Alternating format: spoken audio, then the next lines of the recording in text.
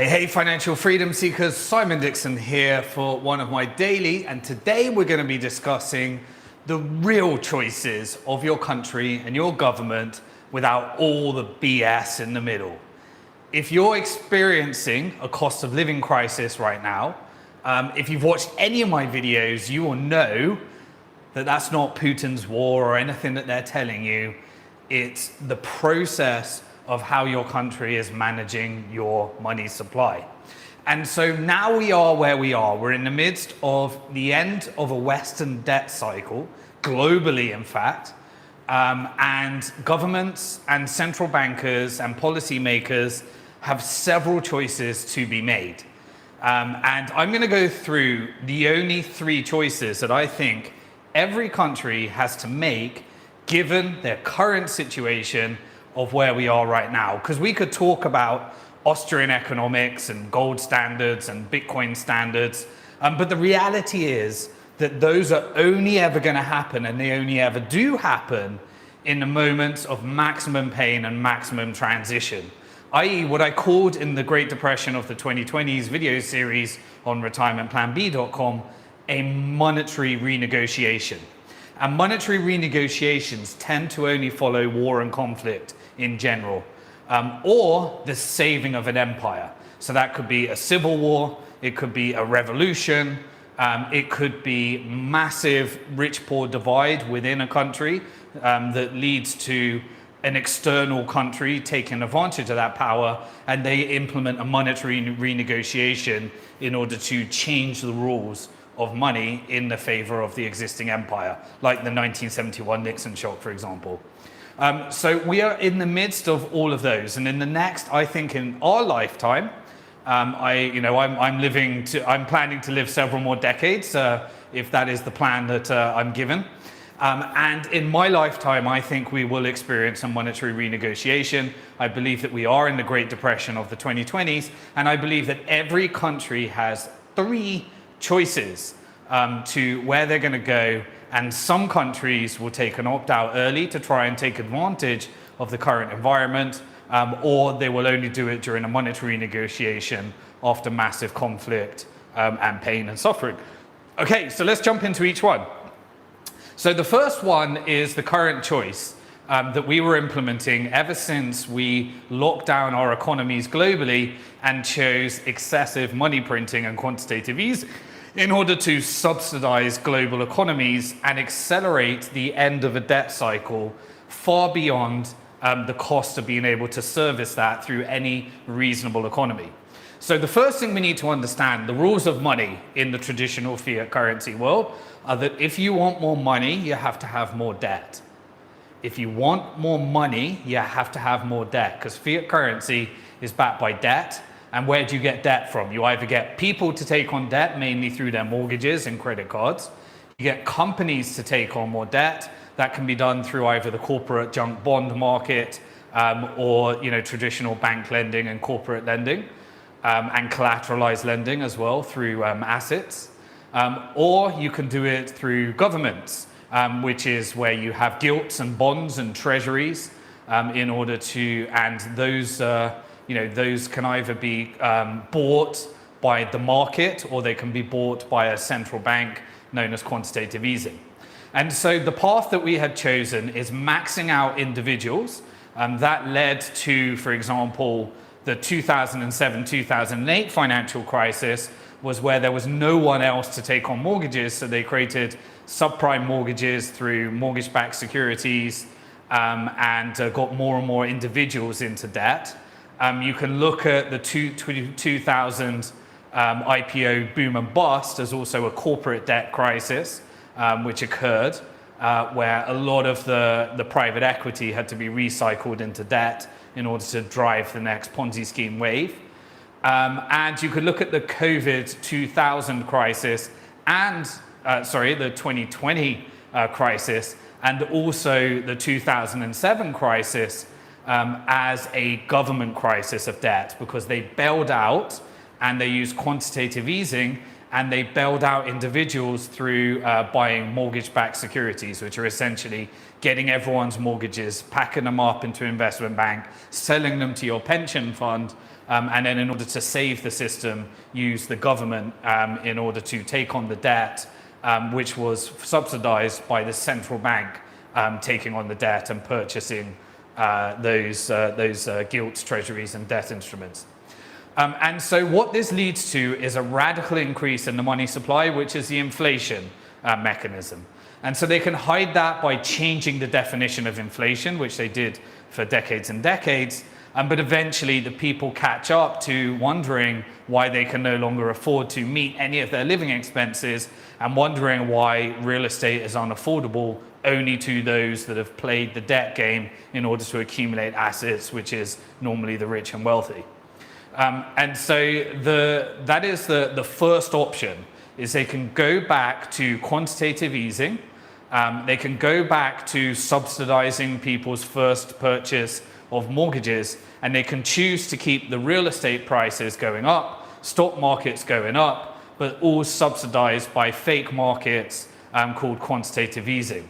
The problem is that this bogey called inflation comes along, where you end up in a cost of living crisis. And when you take it to its extreme, it goes to what we're experiencing right now, that then can lead to hyperinflation. And hyperinflation is very undesirable and not something I would wish upon anyone, but the complete destruction of all your wealth and savings, which leads to extreme violence and all sorts of problems.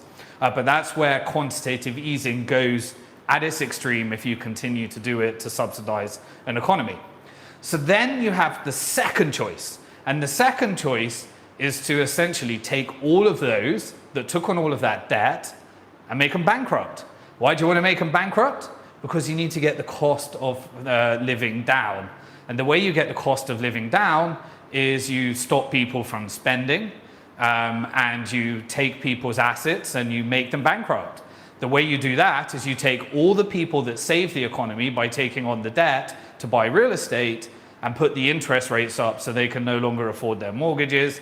Then that leads to, when someone defaults on their mortgage or their debt, it decreases the money supply. And when it decreases the money supply, there's less money out there to purchase goods, and companies have to lay off, and then they spend on innovation and finally get round to AI replacing their humans, and then they never come back. We saw that, for example, in the 2000 COVID, all the businesses invested in technology, all of the people learned how to work from home, and you end up with significantly less jobs, or the people not wanting those physical jobs anymore. So you end up with a massive distortion in the economy as we transition to a completely technical-led economy, like I predicted in the book, Bank to the Future, Protect Your Future Before Governments Go Bust, over a decade ago. And so you end up in that transition, but you have to have a recession in order to combat inflation in a debt-based Ponzi scheme. So when the governments say to you, when they're trying to win the election, that they're going to pay down the debt, and they're also going to stimulate growth, they're basically saying we're going to continue a Ponzi scheme, and we're going to subsidize it through quantitative easing is the only way, or they're going to cause a recession, and then a recession leads to them not getting votes, so they continue the Ponzi scheme. So we always go through this pretending that we're going to pay off debt, and then the debt exponentially increases. And that is the same globally, whether it's China, whether it's America, they're all in debt crisis, except for, interestingly, the country where I live in, where debt by government is illegal. And I haven't actually done the study, but we have no crime. We have very, very few crime here because the government doesn't take on debt, doesn't create that rich-poor divide, and doesn't create that Ponzi-like scheme as a result of subsidizing money creation through debt, through the government, through quantitative easing. Okay, so you move it over to inflation. Now, a great way to control inflation, because inflation is a monetary phenomenon, is to increase interest rates, which makes all the debt unaffordable. Defaults decreases the money supply. You have the business cycle. You have to have a recession. But then what is the third choice? Well, the third choice is what you do probably once in every 100 years at a time of a change of empire in extreme circumstances, in order to try and combat either hyperinflation as a result of too much the equivalent of monetization of debt. Or when you're trying to prevent a recession, exactly the type of environment we are in today. Now, the good news is you have time to transition, and we have the technology invented in order to combat this. But the third choice is to increase the power of the government at the same time as deleveraging the debt. And this is a monetary renegotiation.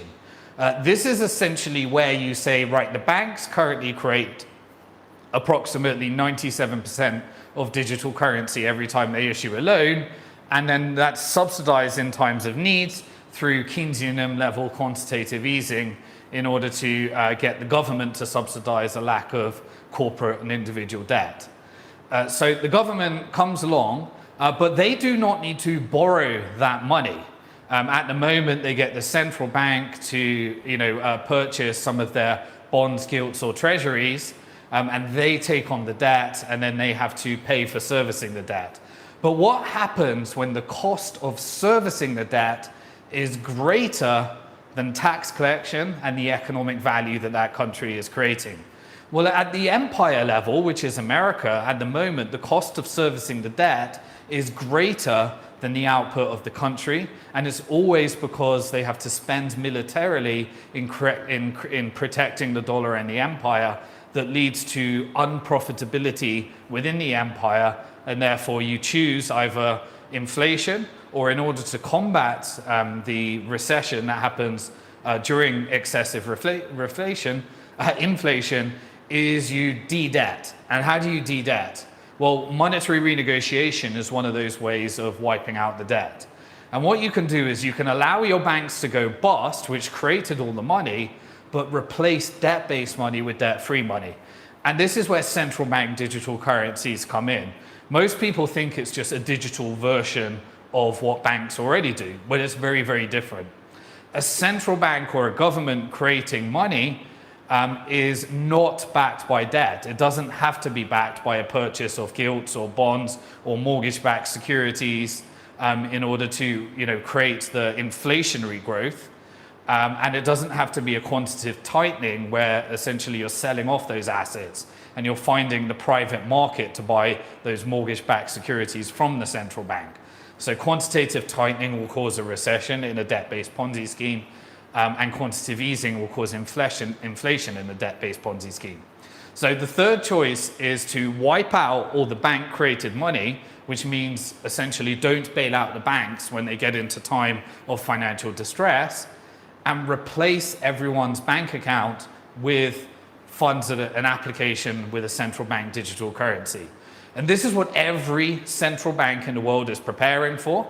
The government could do it without the central bank, but the central bank has kind of the infrastructure in order to create a level of independence from Treasury, which is the money managed by the government, versus the money managed by the central bank. Or you can have a merging of the two, which is what we call modern monetary theory, where you can merge the balance sheet of the government with the balance sheet of the bank, and that is what we call communism. And communism is essentially where the new money supply is directed by the policy of the government. And when you have the money supply being issued debt-free by the policy of the government, it's the only way to maintain the country's money supply without the debt. And so you deleverage the debt. You're essentially taking everyone's money. Imagine you had $10,000 in your bank.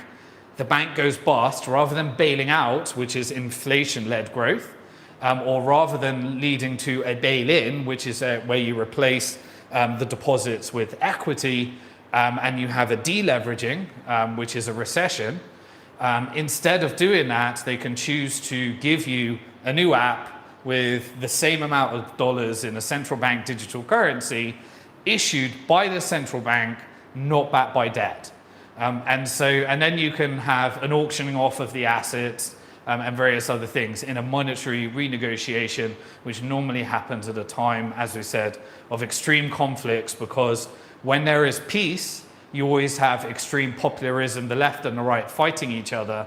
And therefore, if you choose a recession or you choose a radical monetary renegotiation, The left say it was the right fault, and the right say it was the left fault, and therefore you can never get the votes in order to do it. And so the people demand the continuation of the debt-based Ponzi scheme.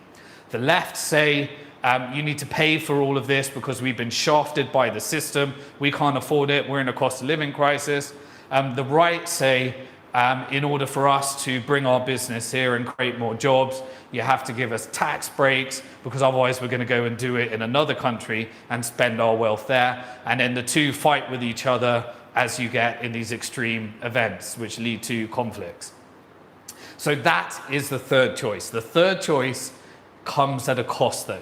And that cost is that when you give complete power of the monetary system and take it away from banks, like I covered, is inevitable, predictable, and guaranteed. When I covered it in the book, Bank to the Future, Protect Your Future Before Governments Go Bust. And you can get that for free, by the way, at retirementplanb.com/book. You can get the PDF version. It was the first published book in the world to include Bitcoin. I'm writing my new one. It's got to come out this year. It was meant to come out last year.